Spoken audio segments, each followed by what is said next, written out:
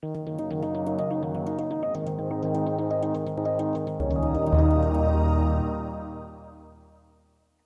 everyone. As you probably noticed, information about the COVID-19 pandemic changes almost constantly. Every day seems to bring new developments and new legislation, and it requires not only new insight, but expertise to see how it affects you. That's why we launched our COVID-19 Power Lunch, a twice-weekly video series that brings our professionals straight to you, virtually, of course, in our homes. I'm Erin Spivak, CPA and partner with JMCo and Company, and I'll be the moderator for this series. Our videos will air every Tuesday and Friday at noon. And to help you further, we'll have our professionals available live to answer any questions that come up through the comment section on the video of the day. On the menu today is the latest from the Paycheck Protection Program. And with me today to give an update is our managing partner, Suzanne Forbes, and Mike Sibley, partner in charge of our Volusia offices. So welcome, you guys, and thank you for joining us. Hi, Erin. The first we're going to start off is we're going to talk about banking, because I know we've experienced a lot of different questions about which banks to go through, what are banks doing, how does the process work when applying for the Paycheck Protection Program. And I can honestly say we probably never talked to so many bankers as we have in the past 2 weeks, and helping not only them navigate it, but our clients. So Suzanne, can you kind of give us an update of how this is going? Sure, thank you, Erin. And yes, I have talked to a lot of bankers. I actually talked to them at Saturday night at 11 o'clock at night, and on Sundays they are working around the clock. I think one banker described it best when they said that they're flying the plane as they're building it. That's how crazy this is right now. I thought that was just a great analogy to me to understand that they don't have the rules from the SBA. They're out there trying to do the loans, and everything's coming gradually as they're doing this. But so what we do know, with we've probably dealt with, I don't know, 300 plus client applications, helping them dealing with various stages. What we do know is that the first step for most banks is that you show an interest, that they ask you to log on, give them your information, that you're interested in a paycheck protection loan program. They do not, that is not an application process. Some people think, oh, I've already applied because I sent this in and I got an email that says, thank you for your interest. So that's step one. The next step is you need to fill out whatever application process that bank has. So all the banks are different. Some of them want forms, some of them want you to do it online. So some of them you can do it immediately, other ones you have to be invited to fill out the application. Once you fill out the application, that's step two. So now your application is in process. The next step, step three, is the bank has to review the application, figure out if they're missing any information, do they have any questions. You may get some correspondence, depends on who gets it assigned to them. You'll hear from them, you may not. So you go through that process, and once they have all the information that they need, they submit it to the SBA. So then the next step is, after it gets submitted to the SBA, is the SBA has to approve or allocate funds for your loan. And then generally you'll hear, okay, your loan has been allocated. That's your next step. You're getting close. Then the almost final step is then the bank will next send you information on loan documents. You actually do have to sign some loan documents. There's no guarantees, but there's a promissory, there's the amount of the loan, all the SBA terms. We're just now starting to see some of those loan documents. We have a few clients that actually have gotten to the last step, which is after they sign the loan documents, the money hit their bank. That would be your final step in the loan. So you can see it's a long process. We have banks at various stages, clients at various stages doing this, applications. So it is very fluid. Sometimes the client will say, hey, you know, I'm with X bank, what have you seen? We're like, well, that bank, we haven't seen any funding yet, or we still taking interest, or this bank has started sending out loan documents. So sometimes we can kind of gauge, we communicate across the firm as to what the status is with the different banks that most of our clients are working with. So it's a long process, very detailed. You know, bankers are going to, someday you can't hug them right now, but I definitely would give them a virtual high five for all their hard work. Now, Suzanne, once the bank actually has gotten the approval from the SBA for funding, is there a time period they have where they have to fund the money? Under the SBA rules, once they have gotten approval, there's a 10-day period. I don't know if that's business days or days of the week. I would assume it's a business day, so it's probably 10 business days. I don't know if anyone else knows if that's specifically business days, but I would guess it would be. So you may get notification that you've gotten approval or allocated funds from the SBA, but you won't have gotten the loan documents yet. You'll have 10 days. Yeah, and from what I've heard, the whole loan closing process is virtual, so it's all e-signature for the most part. So they're taking the social distancing appropriately as well. So Mike, one of the big questions we've gotten in the past week is that, hey, I'm a self-employed individual or an independent contractor. I know that I can start applying for these loans on April 10th. What do I need? Yeah, that's been a really good question. And the way that this rollout started was first you had April 3rd, the date that those with payrolls, corporations generally could start the application process. And then they laid out and they said, okay, April 10th is going to be the date that those who are self-employed independent contractors could apply for the loan as well. The question became is what do I need to do that application? Of course, you have the general application that everyone's going to fill out, but then what beyond that? And the SBA guidance, so if you step back for a minute, there was a bill that was passed and the SBA has to come out and provide interpretations, guidance on how this will flow, and the banks, the lenders need this guidance as well. Generally speaking, if you're an independent contractor and you're getting, say, 1099s, you're going to look back to 2019's 1099s, and you're going to use those as your supporting documentation for the loan. Of course, you're going to take that and you're going to divide it by 12 and multiply that by 2.5 to get your 2.5 times. For the self-employed individuals who are filing, say, a Schedule C, you're going to, if you have your Schedule C completed already for 2019, you're going to submit that, and that those net earnings off of that Schedule C is going to be your quote payroll costs or your support that you're getting out of the business, what your draw is out of the business. Now the bigger question has become, what happens if you have not completed your Schedule C? And there's a lot of those out there. And really, from reading the law and based on the best guidance that we can find, is you're going to use your P&L for 2019, essentially your financial statements, to show what your net earnings are. And what I've been suggesting to clients so far is also include with that your 2018 1040 with the Schedule C in the 1040, so they can see that you did exist, that you are truly a business. And then with your P&L, they also talk about bank records as well. If you need to show bank support that you are getting deposits and expenses and things like that. But I really think that for now, the 2019 P&L will suffice with a 2018 1040 on the sole proprietor or in the self-employed. Yeah, and I know one of the questions we've gotten is that, hey, I own an S corporation, but I don't take a salary, I just take draws. Does that count as self-employed? Or even more so, I own a rental property and I don't take salary from that and draws. Does that count as a self-employed individual? Like, what can I use for that? Now, generally, I mean, our understanding is that the S corp distributions or the earnings from an S corp is not going to apply towards that. Generally, you're going to use your payroll records. I know there's been a lot of questions. We haven't gotten definitive guidance specifically saying, well, if I don't draw payroll, but I do take distributions, you know, as an S corp, you should be taking a reasonable salary. Now, those that are partnerships that have self-employed earnings coming out of that, there hasn't been specific guidance on how to deal with the self-employed piece of partnerships. So we're thinking there's going to be more guidance coming out on that as we continue to evolve in this process. I know, as we were sitting here trying to look at the SBA website today to see if they've issued any additional guidance, if people have questions related to this, they haven't.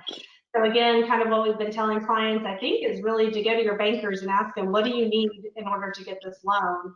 And will this suffice, or how do you get this information? But recognize that banks are still, as Suzanne, working on the ones that applied April 3rd, right? And going through that process. So you're in the queue. And I know that Congress is talking or have been trying to pass additional funds to fund more of this. Because I think, Mike, you said you looked this morning and how much supposedly has been allocated to this so far?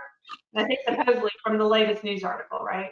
Yeah, the latest news. I was trying to find more specific from the SBA on those numbers, but I did find some news articles over the weekend that suggested about $182 billion have been allocated so far, and that represents somewhere around 725,000 approved applications. So there's been a tremendous amount of applications going through. 182 billion of funding. This is, of course, was a $350 billion bill, and as anybody who's been watching the news at all knows, there's debates on, are they going to add additional funding to this? They've talked about an additional $250 billion. I do think at some point they're going to have to extend this out. There's been a tremendous amount of interest in this. The program is something that most business owners are really looking at it as the key to get them through the next really 8 weeks. This program funds 8 weeks of payroll and rent and utilities and interest costs. And hopefully we get through this and we're able to start opening back up the economy again if everything goes well. No, that's very true. So that kind of segues into the next question is, hey, I get my loan, and I heard one of the best parts of this is that the loan can be forgiven, right? And so essentially that I don't have to pay it back if I meet certain qualifications. So what can you tell us as far as the guidance that has come out about that, how we can calculate that, things of that nature? Well, I'll go ahead and try to address that question. And so we have some guidance, but not a lot. So that's going to be kind of a theme on some of this. So what we do know is that the forgiveness part is supposed to cover 8 weeks of payroll. And the SBA has said that 8 weeks starts from the date that the loan is funded. So we think that is the date that the money hits your bank account. There may be a day difference from the date that you loan applications and the money hits your bank but it's happening very quick. So it could be the date of the loan itself, but I do think the funding of the loan and the date that the documents you sign are going to be real close, maybe a date difference. So we know that the 8-week period of payroll that you can count towards being forgiven starts on the date that the loan is funded. I'm going to say date signed and the money that hits your bank account. So the way the law is written is your loan was for 2.5 months of your average payroll. They came back and said, we're going to give you a forgiveness, meaning you don't have to pay back for 2 months worth of payroll during this 8-week period that starts on the date that you got the money. And they're going to allow you to, the other half, because it was the average of 2.5, right? So you're saying, okay, well, that's 2 months. What's the other half for? Well, the other half is for funding interest, rent, utilities, including internet and telephone is included in utilities, which could be a big expense for business.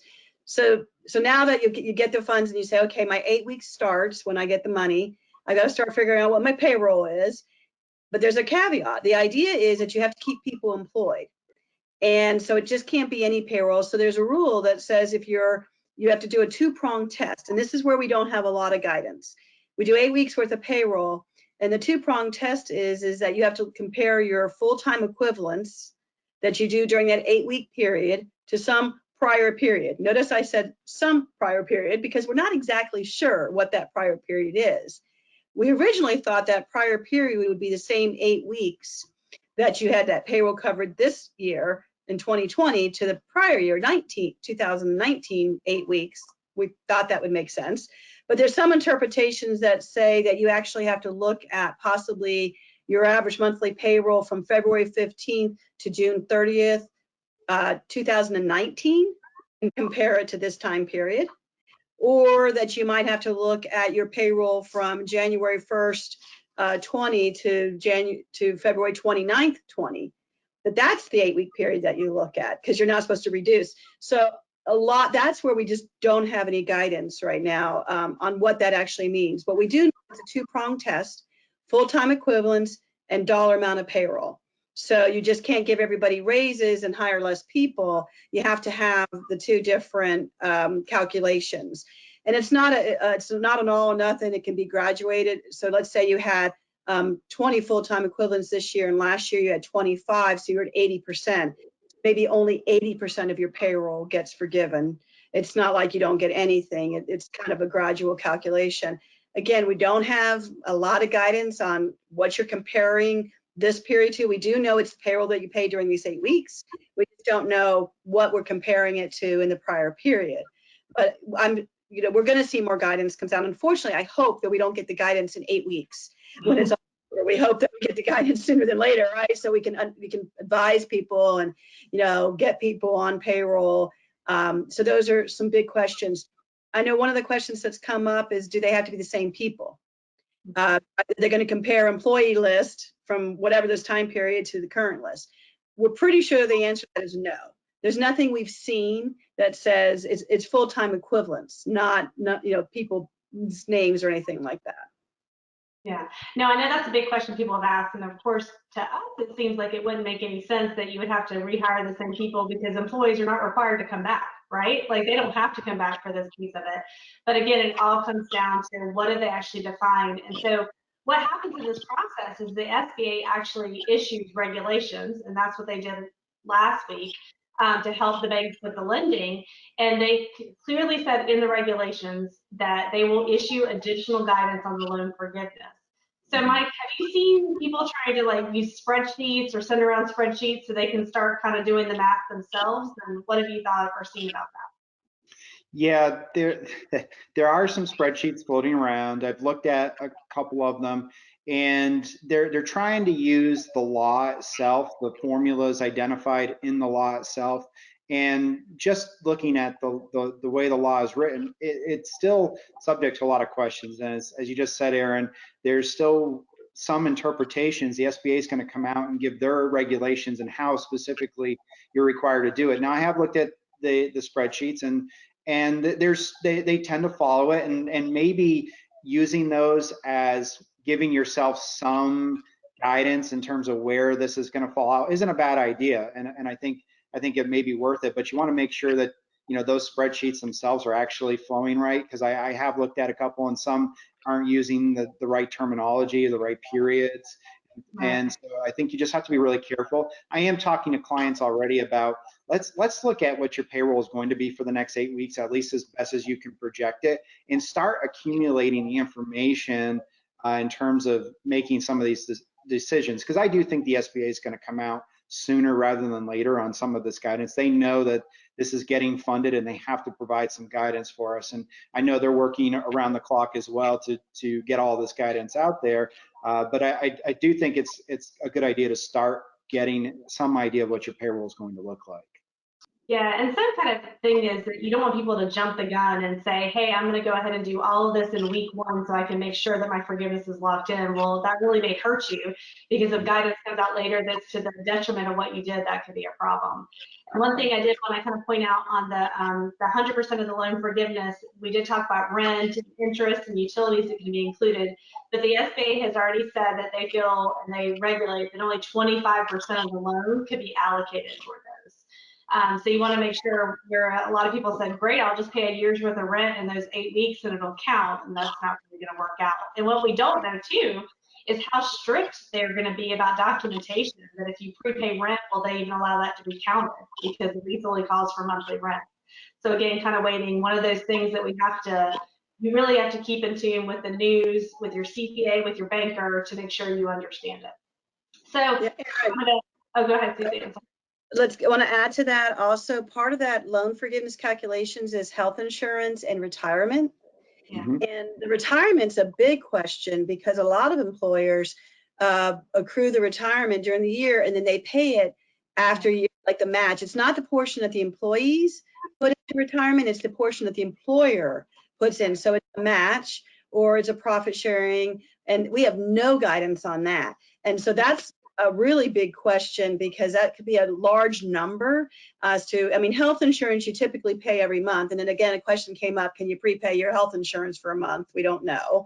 But I think the retirement, if you're an employer that has, that you pay retirement to your employees, that you have some type of a match or profit sharing or any type of retirement plan, that's going to be an area to really look at. And hopefully we'll have some guidance, but I think that's a big question in my mind as to how they're going to handle retirements.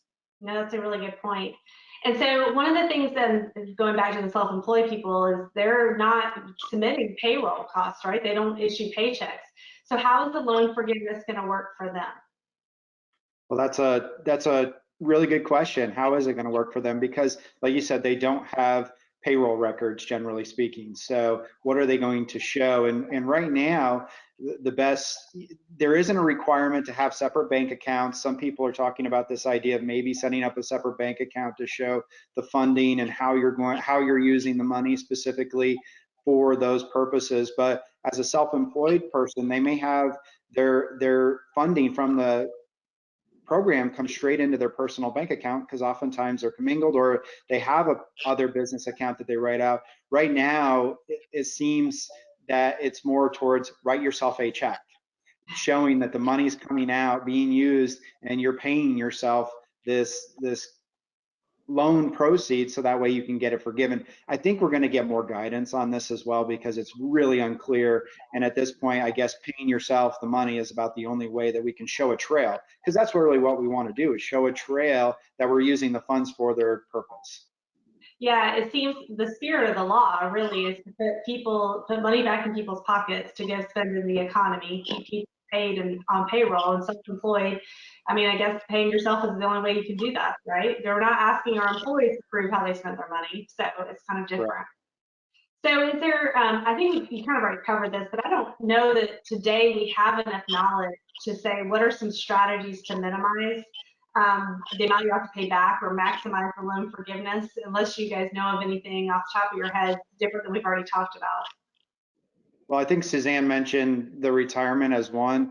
Can you do some sort of allocated funding throughout the year? It's going to be one of the questions that we're going to have to answer. The other thing is looking at, bonuses or salary structures. Of course, anybody over 100,000, that's not going to count. It's all got to be under 100,000. People who are working overtime in the past, do you fund them as if they were working overtime? These are all things that we're going to have to determine in the next several weeks, hopefully as the guidance comes out, so we can figure out what are the best strategies to utilize these funds. Very good. And then, Suzanne, I know one of the things that you've been looking into is there's something that also came through the CARES Act called the Employer Retention Credit. And people have said, hey, should I be taking the credit versus taking the Paycheck Protection, or do these work together? What can you give us as far as what that credit is and how it works and whether or not you're better off to use it? Sure. So there was two actual payroll-related tax law changes in this CARES Act, and one of them is this employee retention credit, which the employee retention credit says that you have to have been impacted by either a shutdown or a partial shutdown, or you have to have an impact of a reduction of 50% of your revenues during a quarter. And if that's the case, you can take a credit. So if you paid an employee $10,000 during this shutdown period, and it's not an 8-week period, it's an overall period, that you can get a credit for 50% of whatever you paid them. So that means you can get $5,000 of the $10,000 you paid the employee back, IRS, and it's done through payroll returns. The big issue is that if you're an employer that has more than 100 employees, you can only get the credit for employees that are not working. So they have to be specifically not working. If you're less than 100 employees, you can get credit for if they are working, if, like, say you're in a partial shutdown. So that's a big stumbling block. But the other thing is that you can't get the credit. Right now, the wording is if you receive a Paycheck Protection Program loan, you cannot get the credit. It doesn't say that you can if you have forgiveness. It says if you receive it. So that word concerns us, because that means if you've applied for a loan and it pays 8 weeks, but let's say you pay another 12 weeks worth of payroll for employees, it doesn't sound like you're going to be able to get that credit. So now you have to decide, am I better off getting 8 weeks 100% paid for, or am I better getting up to $5,000 for some period? You're still shelling out, you're still having to spend half of that money. It's only a 50% credit, which a lot of companies just can't even afford to do right now. They can't even afford to pay that out. They don't have the reserves, or they're going to have to go borrow other money to be able to make that payroll because the revenue isn't coming in. So I see it out there. I haven't seen any clients yet that we're going through some calculations. I think this is better than the Paycheck Protection Program, because if you assume that it's $5,000, you got to be paying $60,000 a year will give you $5,000 limit, right? So there's employees that make $60,000. So potentially for employers that have a lot of low-waged income, maybe this makes sense. But you got to have cash because you're only going to get 50% back. And if you can't afford that, then it's not even an option for you. So it's really for those employers that can afford to be able to pay 50% of the payroll for people. And those are ones that, you know, we're not seeing a lot of. In connection with that, they also put in where the payroll taxes that you paid on payroll could be deferred for all of 20. So whatever you withhold, that you can not have to pay it in 20, and you can pay half of it on December 21 and half on December 22. It's hard to say that, December 22. But again, if you get the Paycheck Protection loan, you can't use that either. So we don't know if they're going to come back out later. I think maybe it depends on how long this goes on for. You know, maybe they were thinking this is only going to be an 8-week period. And if it continues to only be an 8-week period, I can see that law standing. But, you know, who knows? What if this is longer than an 8-week period that you're shut down? I mean, when you hear in the news, university closes down until May 31st, right? So they'll be on their 8 weeks. If they go beyond May 31st, of course, they have more than 500 employees, so it's not like they got the payroll protection program, but just to give you some perspective of the time period. So I think if it goes on longer, maybe they'll change that. I think it's an evaluation, but most evaluations were coming back with to do the Paycheck Protection Program. Yeah, and I know one of the questions that have been out there is in certain counties in Florida and other places, the closures happen well before you could even apply for the Paycheck Protection Program, right? So some businesses, such as bars, had to close in early March, and if they continue to employ their people and retained them, or restaurants went to limited staff, can they get the credit before they even apply for the PPP? And I don't think we have any guidance on that as well. So it does seem like it will be, again, one of these fluid things that as they come out and realize how long people are going to have to be shut down, or how long the payroll has to go on, or what's better, kind of determine it from there. So is there anything else you guys can think to add before we kind of wrap this up? I know, again, there's still a lot of questions, but hopefully we've been able to give some thoughts and guidance and some clarification to some things. And I just want to say, I think, you know, it is positive that we are seeing the loans being processed, and employers, you know, they spend a lot of nights worrying about their employees, trying to think about how to keep them employed. I think the only thing I would add to is I've had a conversation a lot about what if my employees think it's better to go on unemployment than it is to come to work, and that's going to be an issue because some employers may not have their workforce there because they are looking to, you know, now right now there's been no unemployment checks. I haven't heard a single person get a check yet. So, and we don't know what the process is going to be. We think the stimulus checks will come out this week, so people will start getting those to be able to pay their bills, get their food. I mean, there are people that right now don't have money to buy, you know, get groceries. So that's really concerning. But so you have to look at this whole unemployment issue versus, you know, getting people back to work, which is the purpose of this Paycheck Protection Program. Yeah, and I would just add too that some companies are subject to unions, and they are small companies, and so you've really got to be careful too about what does that agreement look like? What does that contract look like that you have under the union, because it may dictate how you have to handle some of these matters as well. So just something else to keep in mind, specific to each business, is how this really has to be looked at. Yeah, well, thank you both for joining us. And like we said at the very beginning, we're making this a twice weekly webinar series for as long as COVID-19 goes on. So although we hope it's short, we don't think that's probably accurate. And our next Friday one, we'll have Julie Nicely, who's our HR director, on to talk about some of these HR issues as they interact with the CARES Act, the Family First Act, unemployment, because I know we've got a ton of questions related to that. And we're also looking to be putting out videos that you can watch on demand on certain subject matters that may not be need to have a live stream, but you can watch on our videos. So please watch the emails for that as well. And we thank everyone for joining us, and hope everyone is staying healthy and well during this really difficult time.